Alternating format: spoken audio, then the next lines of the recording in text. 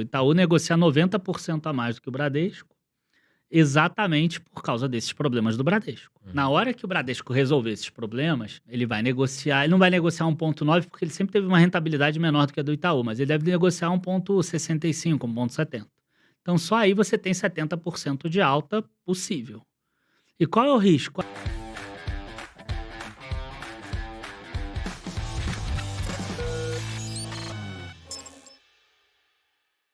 Vamos falar de uma empresa elétrica muito famosa e que muita gente que nos segue aqui é sócio, que é a Taesa. E já aproveitando também, muita gente fala assim, André, que código que eu compro? 3411, qual que é a opinião do Daniel? Cara, o código, eu acho que não faz muita diferença não, tá? Até porque a 4, principalmente, também já está com uma liquidez boa, a não ser que você tenha 15, 20 milhões para investir, aí não, aí tem que ser a 11. Mas valores abaixo disso, eu acho que você consegue desmontar uma posição ali em um mês, eu acho que isso é tranquilo.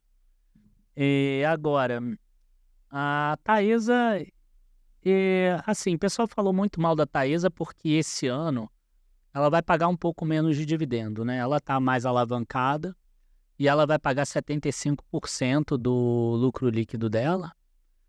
Para o ano que vem ela já fala que volta a pagar 95% a 100%.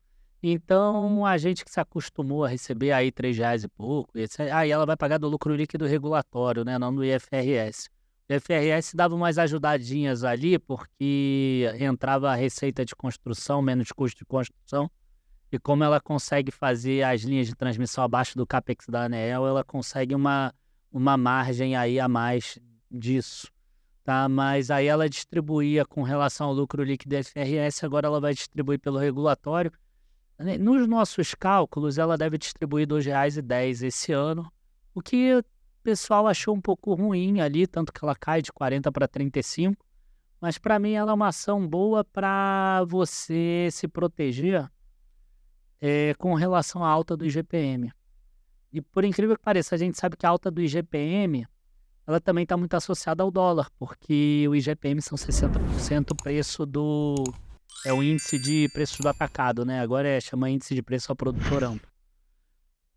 E aí eu gosto da Taesa nesse sentido. Mas não é uma empresa que vai te deixar milionário. Daniel, uma pergunta que a gente sempre faz aqui, é tradicional do nosso programa, são 3 ações de empresas que você acha que são interessantes para o cara se aposentar. Ou seja, levar para o longo prazo sem tanto problema de volatilidade. Tá. Primeiro, não existe ação para buy and forget, né? Comprar e esquecer.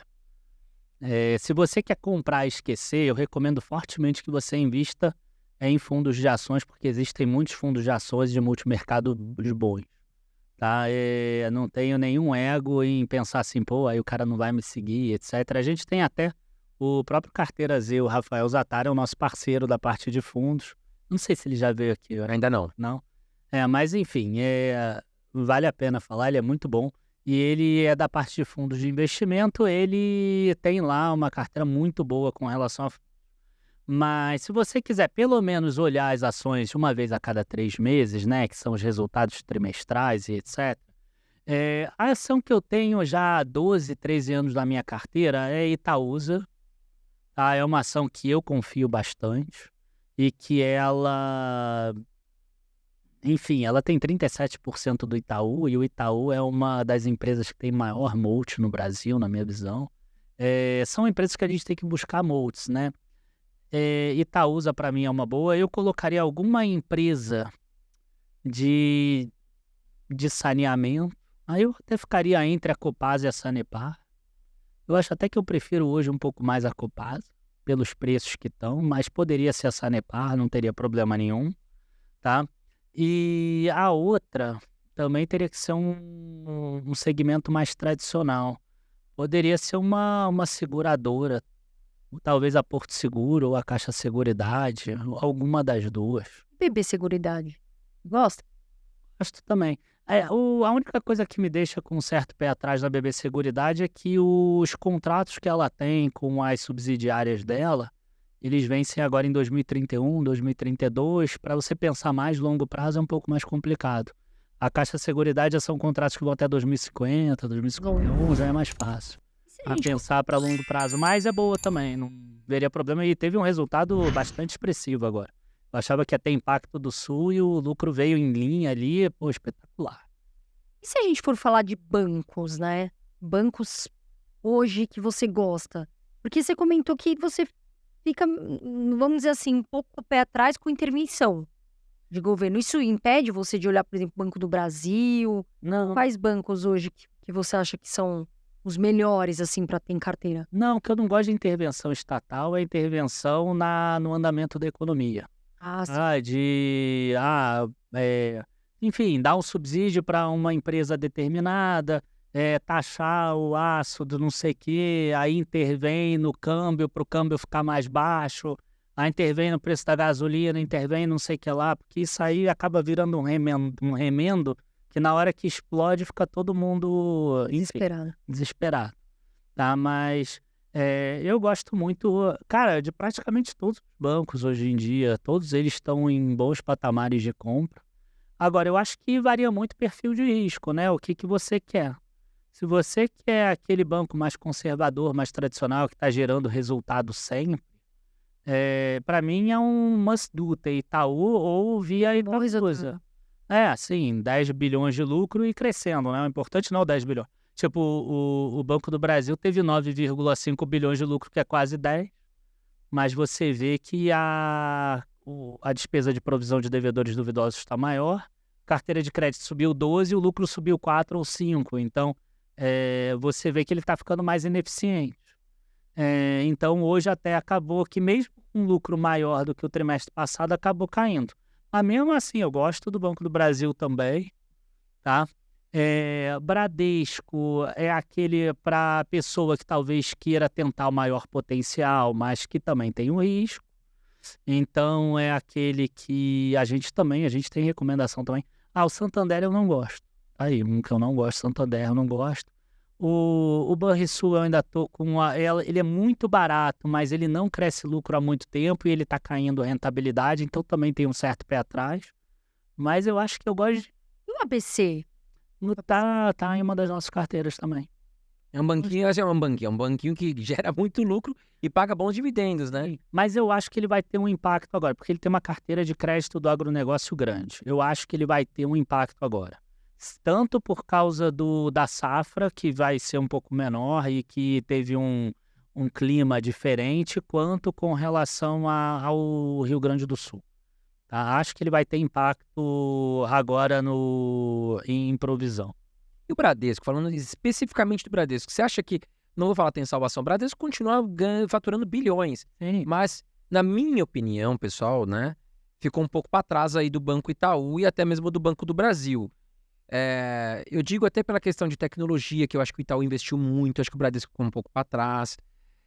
A questão da provisão de devedores duvidosos também, o Bradesco andou derrapando um pouquinho. O que você acha do Bradesco? Tá com uma nova administração até, né? Então, em novembro do ano passado entrou um CEO novo. E o resultado agora do segundo trimestre foi muito bom. E ele é um banco que hoje ele negocia mais ou menos no valor patrimonial, enquanto o Itaú negocia 1,9 valor patrimonial. Quer dizer, o Itaú negocia 90% a mais do que o Bradesco, exatamente por causa desses problemas do Bradesco. Na hora que o Bradesco resolver esses problemas, cara, ele vai negociar, ele não vai negociar 1,9 porque ele sempre teve uma rentabilidade menor do que a do Itaú, mas ele deve negociar 1,65, 1,70. Então só aí você tem 70% de alta possível. E qual é o risco? Ele não conseguir fazer isso e ele ficar para trás e, sei lá, ele ficar tão pequenininho que ele vai ser incorporado ou comprado por algum outro. Enfim, pensando dessa forma, tá?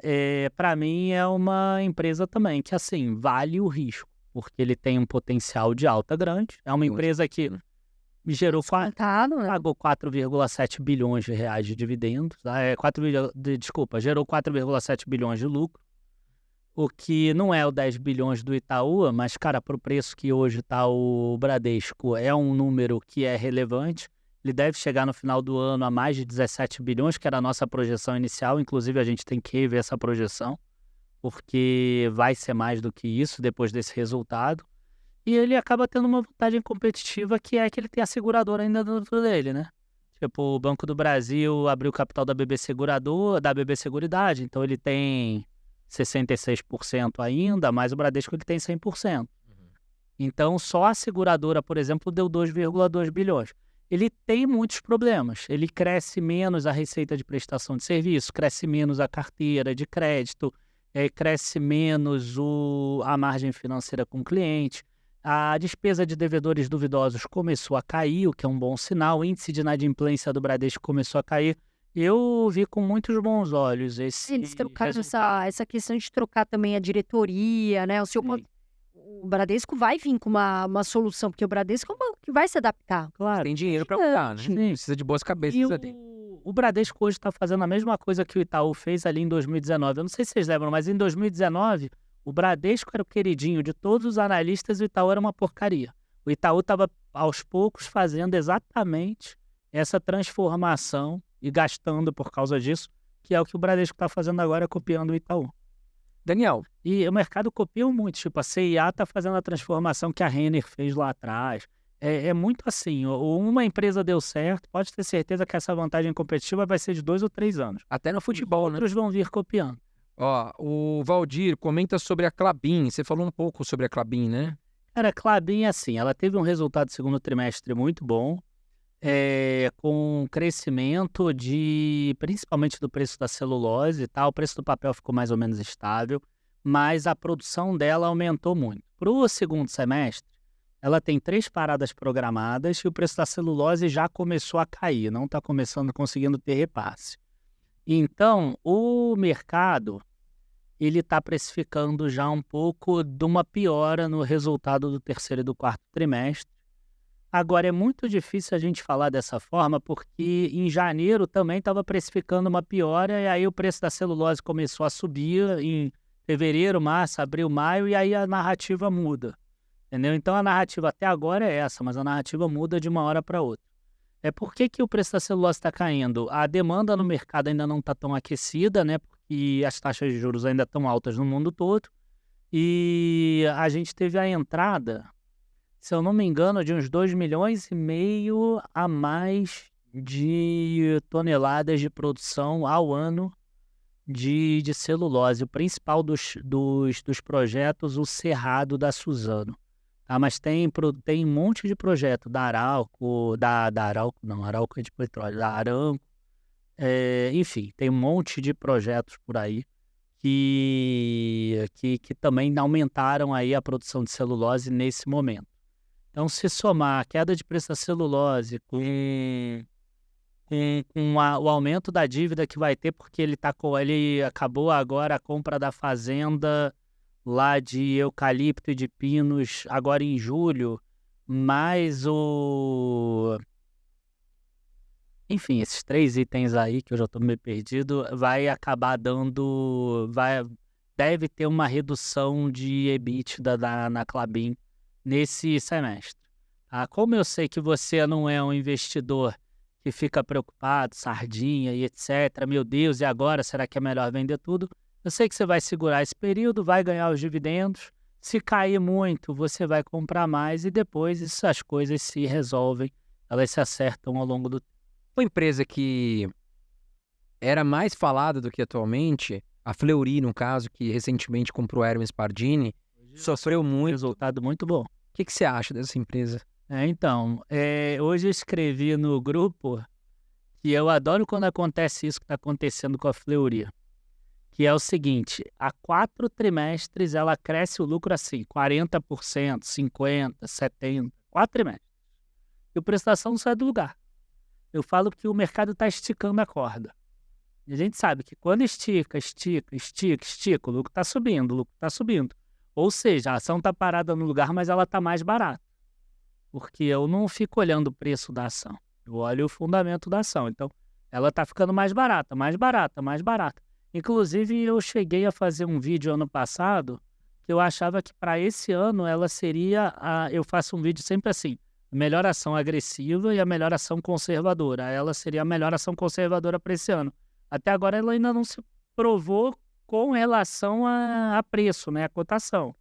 Mas em relação a resultados, hoje saiu um resultado aí espetacular. Lucro de 175 milhões, aumento da receita aí de mais 9% ou 8%.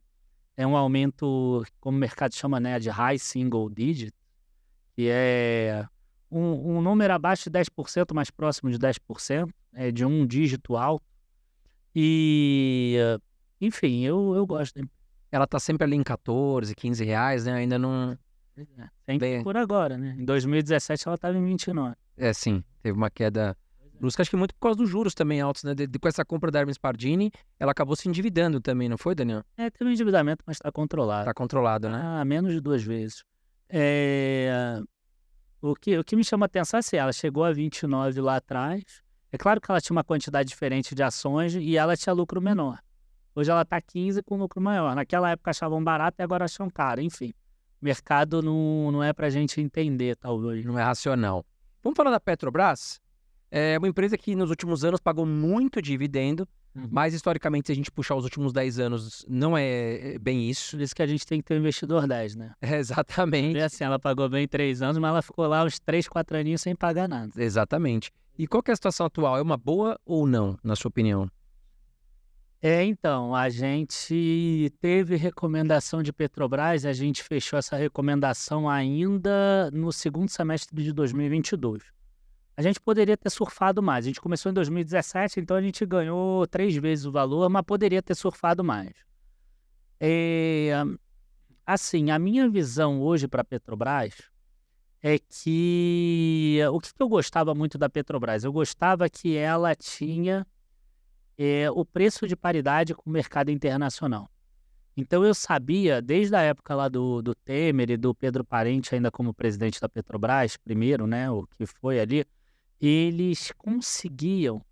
Eu sabia que se o preço do mercado internacional do petróleo subisse, a gasolina ia subir, a Petrobras ia ganhar mais dinheiro. Eu sabia que se o câmbio subisse, o preço da gasolina ia subir, a Petrobras ia ganhar mais dinheiro. A partir do momento que o Bolsonaro já ali, agora o Lula também, ele passa a modificar o preço artificialmente, aí entra naquela questão de intervir na economia, eu já não gosto tanto. Aí a gente já tirou lá atrás a ação, mesmo sabendo que ela podia ainda gerar alguns retornos. Tá? O dividendo da Petrobras tem uma política que é interessante, que é o seguinte: ela paga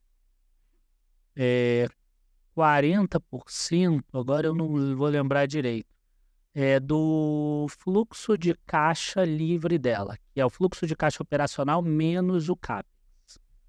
Então, aquele fluxo de caixa livre, 40% ela paga de dividendo. Isso se a dívida líquida estiver abaixo de 65 bilhões de dólares, a dívida líquida incluindo arrendamento. Hoje está em 61, 62, alguma coisa nesse sentido. Tá? Pelo menos os dados do primeiro trimestre. Estou tentando puxar de cabeça, tá? Então, se estiver um pouquinho errado também, não me chateia nos comentários, não. O que acontece? Se porventura essa dívida líquida passa de 65 dólares, o dividendo dela já cai para um cálculo que eu fiz outro dia que eu acho que dava R$ 1,57 por ano por ação. Ou R$ 1,87. Enfim, eu fiz um vídeo sobre isso depois. Bota lá. O título foi O Fim da Linha da Petrobras. Tem uns 6 ou 7 meses, mas vocês olhem lá. Tá? Então, pensando que se a empresa começar a fazer outros investimentos, se o preço do petróleo cair, eu acho que ela pode acabar ultrapassando esse limite.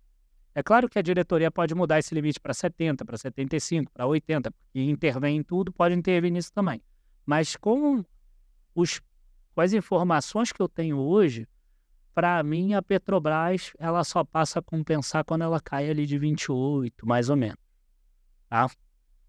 Porque aí compensaria receber, inclusive, esse dividendo. Ela só paga zero se aí o preço do Brent cair abaixo de 40 dólares. Eu acho que não está no cenário de ninguém. Legal. O Marcelo Fudal perguntou sobre a Sabesp. O que você acha? Cara, tem potencial de crescimento, mas o preço atual já inclui aí muitas eficiências que ela vai ter que assumir aí. A gente sabe que não é tão simples assim, né? No papel é lindo, né? A gente vai entrar, vai começar, né? Vai entrar uma empresa que sempre parece que tem a mão de ouro, né? Que é Equatorial. todo lugar que ela bota a mão parece que é o toque de Midas, né? Tudo vira ouro. Você vê, ela entrou lá no Maranhão, a Semarc que nunca dava dinheiro, começou a dar dinheiro. Ela entrou no Pará, a Celpa, que nunca dava dinheiro, dava dinheiro. Aí agora tá lá em Goiás, a mesma coisa. Então o pessoal acha que ela vai entrar lá na Sabesp e vai dar dinheiro. Mas não é tão simples. Privatização, a gente sabe que às vezes demora mais. A gente está vendo isso na Eletrobras agora. Então o preço atual já inclui que a Equatorial vai entrar lá, vai reduzir o custo igual ela faz e vai conseguir já gerar lucro trimestre a trimestre. E se a coisa começar a demorar um pouquinho mais, eu acho que a ação volta, entendeu? Então eu acho que esse preço atual, ele não dá assimetria suficiente para a gente. Embora eu já tenha visto alguns preços-alvos aí que podem chegar até a R$ 210. Pois é. Mas tem que tomar cuidado porque tem que analisar bem o cenário que foi utilizado no... Aproveitando no mesmo setor, Sanepar, o que você acha, Daniel? Você gosta? Eu gosto bastante, tá? Ela tá em uma das nossas carteiras. Hoje saiu um resultado que eu particularmente não gostei. Ela caiu o lucro dela em relação ao ano passado, de 422 para 377 milhões. Um aumento grande de despesas de pessoal e muitos daqueles gastos ali são gastos recorrentes. São reajustes de salário e mais reajuste de outra coisa, e mais reajuste do parada de saúde, né? Sani Saúde. Enfim, provisão de verbas indenizatórias, enfim, desse resultado em si eu não gostei. Amanhã eu acho que ela abre em queda, mas pensando no longo prazo, gosto da empresa. E Ela subiu bastante nos últimos meses, né? pois Você acha que ela ficou cara, Daniel? eu não gosto de falar que ficou cara, porque o saneamento ele é interessante, né? Se você abrir o gráfico aí no Investidor 10, aí você pode abrir aí, aqui eu não sei se aparece, mas se você abrir o gráfico de lucro da Sanepar, você vai ver que é uma linha assim para cima, né? Dificilmente você vai ter 3 anos seguidos que ela cai. No máximo ela cai um aninho o lucro, depois ela sobe de novo, tá? Então, é muito difícil a gente falar que uma empresa dessa ficou cara. É parecido com a WEG. A WEG é a mesma coisa. Você vai ver o lucro da WEG o tempo todo está subindo. Só que a WEG cresce a dígitos maiores, né? Então ela cresce tipo 15%, 16% ao ano. A Sanepar vai crescer um pouquinho menos, mas ela cresce ao longo do tempo. Então, às vezes, o caro de hoje vai ser o barato de daqui a 1 ou 2 anos. Então eu não gosto de falar em empresas que crescem o tempo todo, elas estão caras. Por isso que eu não gosto daquela parada de falar de ação de crescimento. Para mim, a Sanepar é uma ação de crescimento, mas que paga dividendo. Por quê? Porque o lucro dela cresce há 10 anos seguidos. A Itaúsa, para mim, é uma ação de crescimento, porque o lucro cresce seguido há muito tempo também. Você acha que faz sentido ter Itaúsa e Itaú na mesma carteira? Eu não gosto muito.